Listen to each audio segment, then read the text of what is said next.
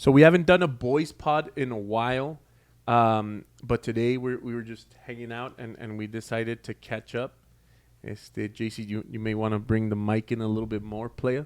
But what's going on since the last time we spoke? We did the top producer one, which is got us a ton of views. And then, I mean, Julio's just been, in and out of his own stuff. So what's going on, guys? What's new in the life of JC and the life of Julio? Talk to me. Not much, man. Just been out there melting, getting these model homes ready, putting the flare stickers, making sure they're looking good. But other than that, just some family time, much needed family time. Caught a couple of movies. I know. Yeah. I think the last time we sat down to talk, it was before the summer, huh? I think so. Before the summer, so like 3-4 months ago. The kids are back in school. Did your kids already go back to school? Yeah, they're back at school, so that's a mess in and of itself. Yeah. What school do they go to? Do you want to give us class numbers? Undisclosed. I'm just kidding. Location. JC, what about yourself? What's Same going on old. in the life of JC? Same old. How's the JC manor coming along? Oh, my boy. It's a headache. I just want to get it over with. But it's coming along nice. Thank you. Thanks for all the help. Boy, it's worth it. It's worth it. What is that, 3,000 square feet? Oh, my boy. We're going at 39,000. No, just kidding. No, it's 30. Like a king. You'll be living like a king. 3,400 square feet. How was the build process for you? How was the building? I know that right now you're kind of like you're having a pain because you're getting closer to the end, right? You're the irate customer. But how overall? He's the irate customer. I'm the angry customer. Fuck that. So overall, how was the build process for you? How was the experience? Talk to me a little bit about that. It's, be honest. Be honest, my boy. As they would say in Spanish, your pecho is not a bodega. I'm just kidding. No, I'm just kidding. No, pues don't be honest. Empezar, ¿no? Ok, no, pues está madre. Todo está bien, bien. tranquilo, está chingón el pedo. Feliz. I want to do this all over again. Me gustaría comprar otra casa igual. No, es un proceso y the good thing, some people don't understand because they haven't gone through that process, but I mean, for me, it's nothing new, kind of, sort of. I mean, it's new as far as like a new home, for my family and I, for you guys. Hopefully you guys visit me. Hey, you're going to invite us to your housewarming party? Let's go. Hopefully. Let's do it. Sí, primero Dios, cerremos. It's so a lot of people don't know the whole process, and it's hectic, but if you have a good real estate agent by your side, it's gonna be good. Yeah. In this case, I'm the real estate agent, and you're the real estate agent. And I think what happens is you get desensitized, right? Because as you said, but you're used to seeing just everyone about another house, and it's not necessarily that we're like on to the next transaction, but it's like we see houses all day. It's kind of like a car salesman. I'm pretty sure after driving every single car and he sees the new Escalade or the new whatever, he's like, pues it's an Escalade. I've driven it 5 times before. A million Escalades. You know what I mean? But I'm very, very proud. A lot of people may not know this, but JC was actually my first ever real estate transaction. Yes, JC and his family. I remember when we put the congratulatory picture. Giovanni was still a baby. Yeah, he was 1 year. He was a little baby. 1 year old. And that's when we closed on the house, right? And now you're moving on to a 3,400 square foot home. Congratulations. Congratulations. That bill's going to be insane. That AC bill? So, my boy. The With light. 4 ACs? For 3 units. Penguins skating in there. Yeah. No, I mean, it just comes to show how if you really dedicate yourself to your craft, Perseverance, hard work. And of course, at the time, I think your wife was still in college or starting college, or I think she was. She was very. I think she was starting school. Yeah, something like that. Yeah. So I think that's like the perfect example of what a starter home is, right? A starter home, and what you're supposed to do once if you continue doing, the right things and on the right path, what happens next, which is you go from a starter home to now, a big boy home. Yeah, and it was a huge jump, and it's hard work, and it's not like, oh, I'll buy it next year, right? It's not a 1 year thing. If you right now you put it this way, Giovanni was a year old. He's gonna turn 10 in a couple of days. So 9 years to build that house. 9 years to build it. 9 years to get to that point. It's not an easy road. So I mean, it's tough. Exactly. And on current updates, we finally got that squatter out. We're talking about how that's true. What we've been up to. It's like, oh my God, that was hilarious. Bro. I was there a couple of times. What a pain, man. Viejito. What a pain.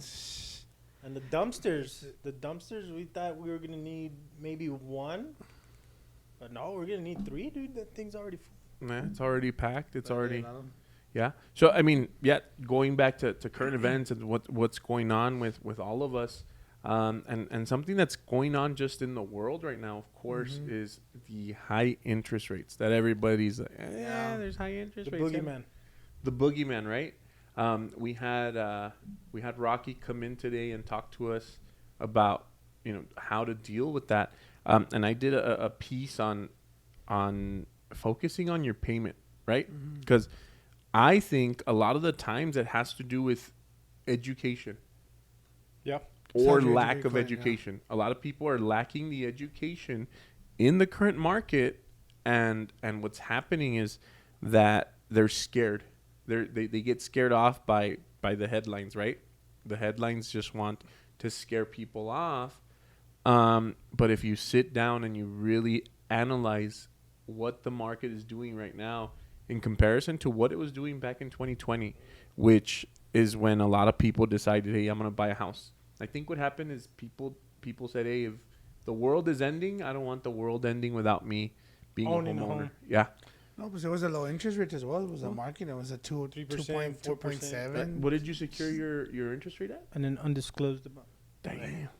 I got like a 1.5 with his 800 credit score. 2.2 thanks to a good friend of mine who's in lending. He was able to take care of me. 2.25.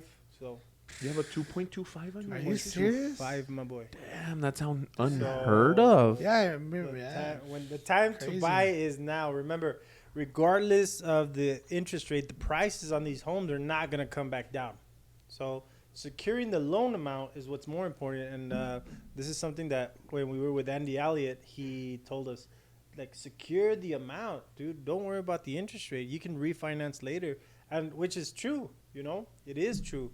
You can, if you keep everything in line, all you got to do is when the better rate comes along, you refi, and then all of a sudden, you're used to making a $3,000 payment, but let's say you refi your house, and then you still keep giving those $3,000.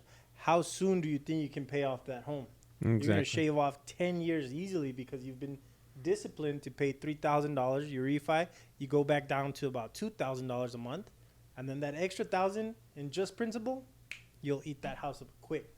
Yeah, So you'll eat up that debt quick.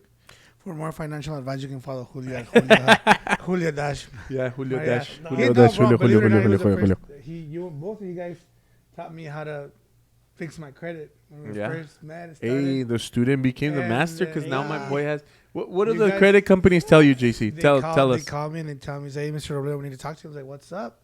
It's like, we don't know what to do. You have a lot of points in your credit score. Where do we put these extra 40 points? I'm just kidding. Hey, I'm just kidding. Give me some. Yeah, no, without you guys' advice since we first started, and I still do ask you for advice, right, on how to do this or that.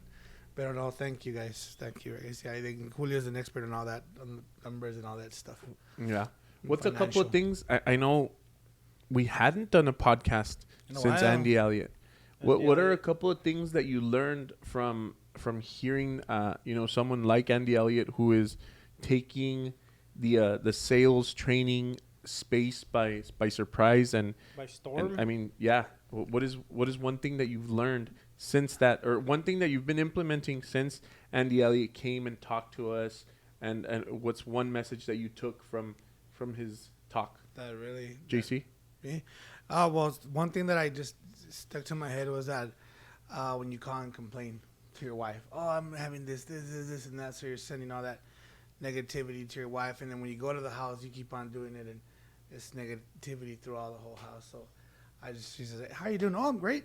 Meanwhile, inside I'm dying and shit, right? Because all this fucking crazy. Yeah, everything that's going on. Here. But I try to keep a happy face. As you should. As you should, man. Yeah. Julio, what's one thing you've learned? Well, I was sitting right next to him. We were shaking hands, and I think he saw into my soul. If you would believe that, because I was just looking at him and he was looking at me. We locked eyes. I'm getting jealous. I'm getting jealous. No, he lit a fire for me for sure. Most importantly, about fitness, about taking care of your body. Because hey, you look skinnier. your body's not Hey, right now he was to the side. I was like, who's talking? Where's Julio? I can't see Julio. I can't see Julio. No. So, since the last podcast, I'm sure we were all heavier. Yeah. But and we spoke to Andy, or he gave us that speech. After that, I've been running 5 miles every day. I walk around with a gallon of water. Things that I should have done 5-10 years ago. I'm like, man, I really want an why ice did cream I right not now. do it? I want a chocolate and ice cream. Yeah, I know. It's because we don't do it. God, We're at the office. We always do It's it. crazy how around this Hey, time we don't of do the it. day- We always do it. around this time of the day. Yeah. Chocolate or ice cream. Oh, I mean, you start getting the sugar cravings, things like that. But I know that he did touch on that whole, the fitness, the fact that you have to get that right first before you start working into other things. And I signed up for the fitness program. Yes. You guys also signed up for the fitness up, program. yeah. I don't know exactly how your journey is going, but I know for myself, I'm being a little bit more conscious with what I eat. I'm also being a little bit, I'm going to the gym almost every day. Well, pretty much every day, but right? I meals packed with like meal preps. Yeah, the meal preps and Yeah. stuff. So I've gone down, I think it's like 6 or 7 pounds since I Nice. started. I know Julio's dropped like 8 pounds as well. Yeah, Julio never drank water. He always would, Hercules, he would always Hercules. tell me, "Hey, let's go buy Dr. a Pepper. fountain soda." And the dollar was the Circle K, and I would fill it up with Diet These Coke. are cycles that we have to break, Yeah. and man, they're pretty hard. But if you just stick to it, man. Yeah. Speaking of fountain sodas, I'm going to give you a hack that my boy JC and I used to do, because I've known him since we worked at call centers. And, it was a long, long time ago. I want to say about 14 years ago. 14 years. And it's a trick that I got from my brother. Not Julio. Not Julio, okay? Okay. Not The other this- brother. But I only have one brother. Your But father's brother. and it was going to the back when the Polar Pops We're gonna go there. were 99 We're cents. gonna go there. Okay, and then I would see Julio walking around with the Snickers, super cold Snickers, like freezing cold. And I was like, "Hey, where'd you get the Snickers from?" And then he would just open up his Polar Pop, and the Snickers would be stashed in there. So he would put the Snickers in the cup, pour the ice, get the Coke, and then drink it. And then just pay for the Coke. And then you How just old pay were for the you? Coke. How old were you when you were doing that? 29.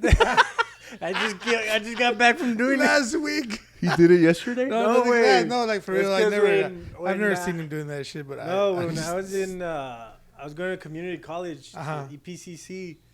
Y luego, pues, I worked at a call center, GC Services, and then Yeah, but after times are work, tough. I would go Yeah, to school. But on my way to school, there was a Circle K. Stop by there, warm up my lunch, grab a drink, do the and grab a old- chocolate. do the older waptu, boom boom boom, the oldie The old waptu, switcheroo. old switcheroo, boom boom boom, walk out, and then that was that, man. Pero, hey, times are tough back then. I was a starving college student. Yeah, starving Nice. college Still student. starving. I'm a starving agent now. I You need want more some chocolate business, right guys. You now. just changed your walk of life. You're still starving. Now, I mean, what are some of the things that you guys are doing to continue selling in this business? Because I think I saw a stat earlier in the year that said 60,000 agents have left the market. So, Oh, really? so Oh, we've snap. lost. So typically, NAR we'd get about 250 to 300,000 agents every year. Okay, and we would lose about half of that. So every year we'd lose half of that, but then we would replenish for for it with 250 to 300,000. However, this year we haven't replenished, which means that the agents that were doing it just as kind of a hobby or part time, they're leaving the business. But I think that that is just giving more power to the agents that are doing it full time. What do you guys think? As full time agents, as two agents that haven't necessarily done anything other than real estate for the past 6-7 years, right? How do you think being a full time agent versus a part time agent helps you, and what are some of the things that you're doing on a daily basis to continue to have a full pipeline? That was a long question, huh? Hey, that was like three questions in one. Okay, I already what should I forgot answer the first first? part. No, being a full-time agent, I'm glad it kicks everybody out that thinks this is easy. This is not HGTV. This is not Selling Sunset. This is not any of that. So, again, the casual agent that says, oh, I'll take out my license and I'll be an agent and I'll sell a few homes here and there. It's not that easy, guys. Again, going back to Andy Elliott, this isn't a job. This isn't a career. This is our life. So you have to be willing to give your life to the business in order to win big, pretty much. Imagine going to Vegas and wanting to win every bet, but you don't put anything against it. You don't bet. Like, you got to be able to bet. You got to be able to lose. And the more that you're, risking on losing, the more you're not going to want to lose it. So you have to get on it. You have to be quicker, stronger, faster than everybody. And when are we going to Vegas? Hey, we need to Memorial Day take a weekend. little Vegas Birthday trip. coming up. We're gonna do that fast. Well, no. Anyways, going Memorial back to Day. that, yeah, it's true. Yeah, it's a tough market, but it's just, I think you gotta adapt to the market. Just like when we first started, when it changed and everybody was buying like crazy and everything was selling, we gotta adapt to it again now. And I think since we've been through it, I think we know how. So that's why we are surviving, right? And in regards to surviving or staying afloat, it's all about basics, guys. When everybody's making money, everybody's rich, and everybody can sell. But do they know the basics? Do they know that you have to send out 500 text messages when you get to your model home? Do they know you have to call your past clients? Do you know you have to call all of your realtor friends and stuff like that? And some people don't want to do that. They're like, oh, no, I'm an agent. I'll do my own hours. I'll wake up at 12, and then I'll sell 5 homes. Doesn't work like that. Yeah. You have to be up at the crack of dawn. I think the brokerage as well, or the broker, whoever the agent is with, matters a lot. Like, we have that great meeting in the morning. Thank you. You brought Rocky, Mountain Mortgage. Shout out, RMMC. Yeah. So although it's who's guiding you, because if nobody's guiding you as an agent, you're not gonna give a fuck. You're gonna be like, I'm gonna be just chilling and just call my friends, see if they know anybody. But if you have someone that's guiding you through the whole process, and someone that's there nagging you and calling you and texting you, where you at? Hey, I wouldn't call it nagging. I'm just kidding. Key word is accountability. Yeah. Accountability. If the broker or whoever you're with, it doesn't do that to you, as an agent, especially if you're new. But that's a great identifier too, because if you're on somebody's ass every day, and ay, no me gusta, ay, mejor me voy. Váyase donde no le hablen, donde no le pidan nada, where they don't ask you to present, where they don't ask you to role play, where they don't ask you to cold call. Go. Or where, like Mario said, well, if you already have money to buy your Christmas presents, by all means, throw the towel. Yeah, and that's one thing that I told you guys at the last when we were doing call party, right? Which is if you're already set for the rest of the year here at MAREG, if you're already set for the rest of the year, then just pack up and chill. But I don't think that's the case for any of us. I think we are all. Myself included. We all have some goals that we still have to meet before the end of the year. And I think the only way to do it is by treating this as a business. I think there's too many agents that don't treat the business of real estate as a business. They treat it as kind of like a hobby. And a perfect thing was that. We're going back to the Andy Elliott thing because that's the most recent thing that happened for us, right? That's crazy. But he's talking about how you have to have a sense of pride in what you're doing, right?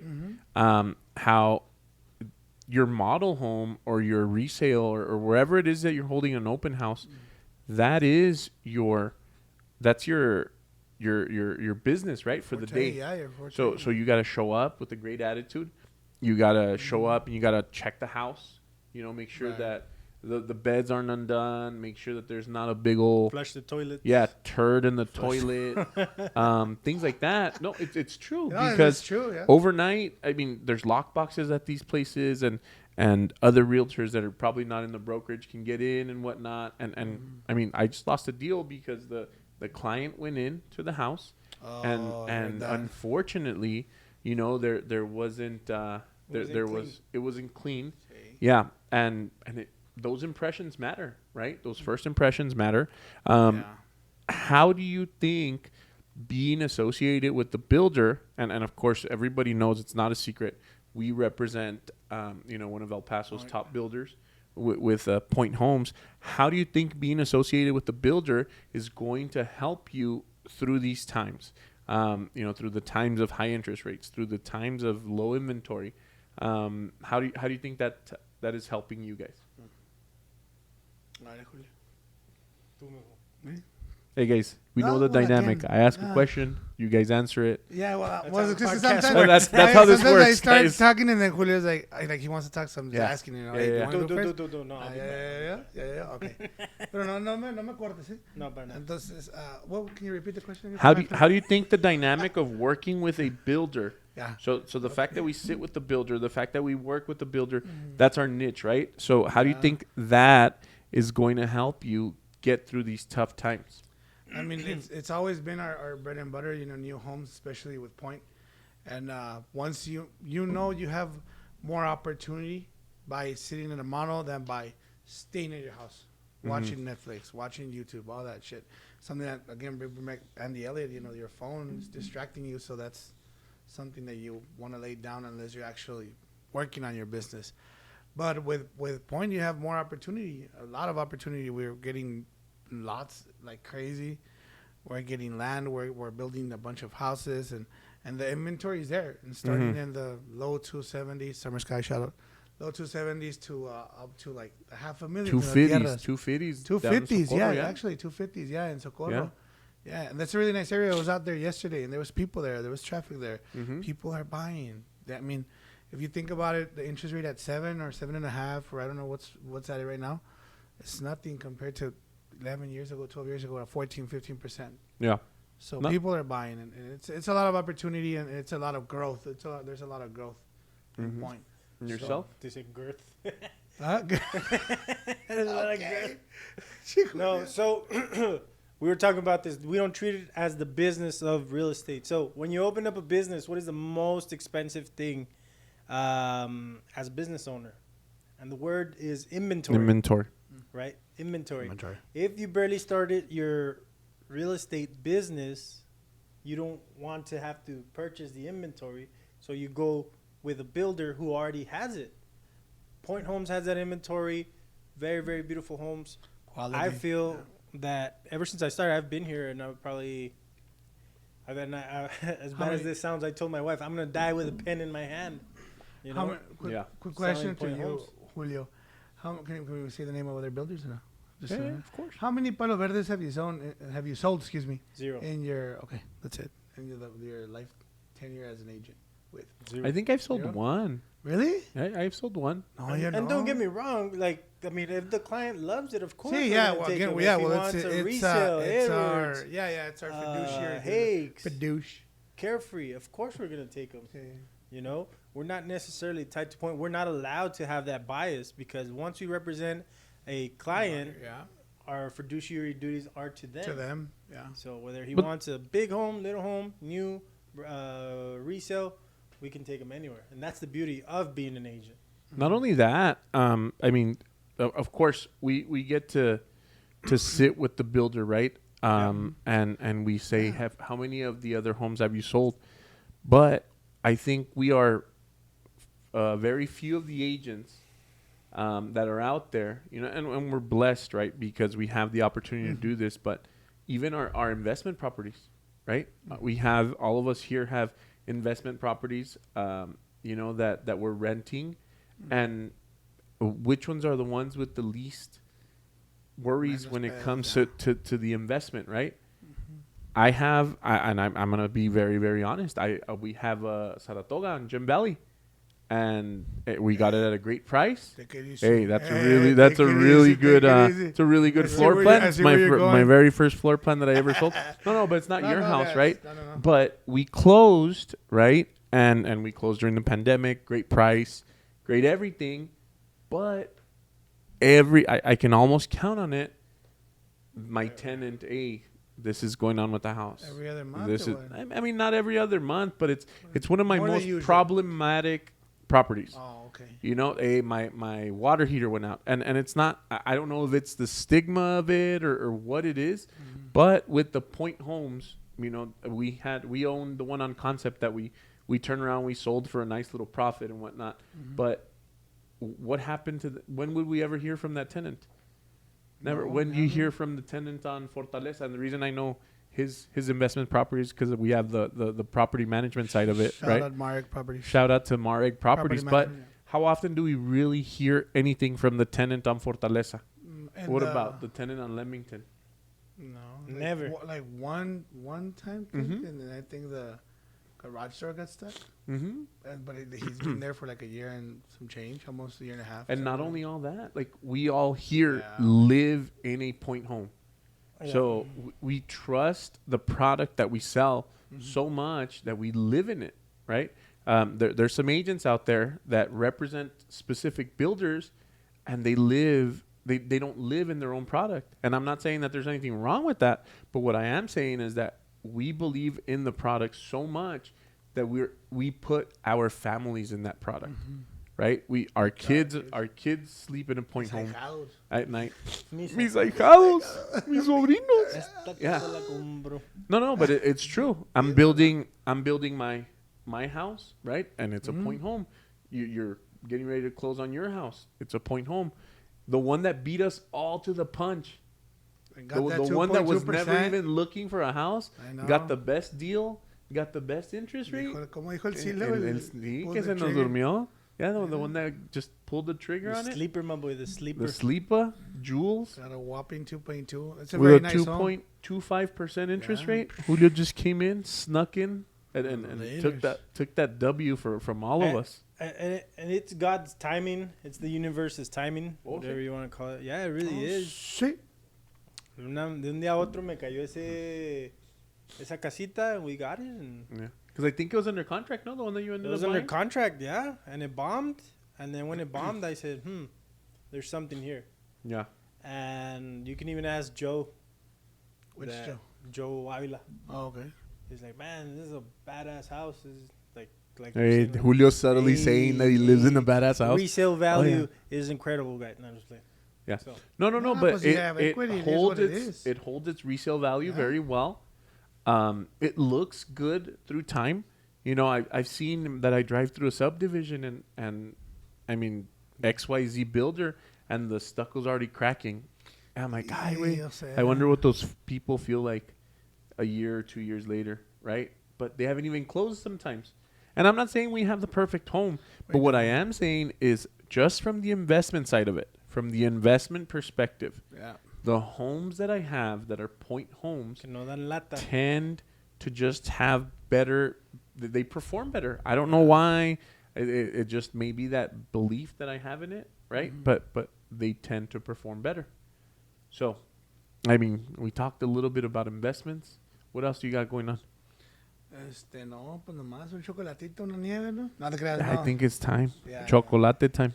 Back Nah, is nah. hitting the market pretty soon, Oh, guys, yeah, off of couple of Eastwood flips on and you guys. Montwood. And It's then a nice home. Golden like it. Pond, another one. That's another another Yeah, one. hit the market. Onizuka has been on the market for a little bit. Nice. What, like 15, Hey, so 20 congrats, days? you guys are killing it out there on the flip side, right? Yeah, we have like Nice.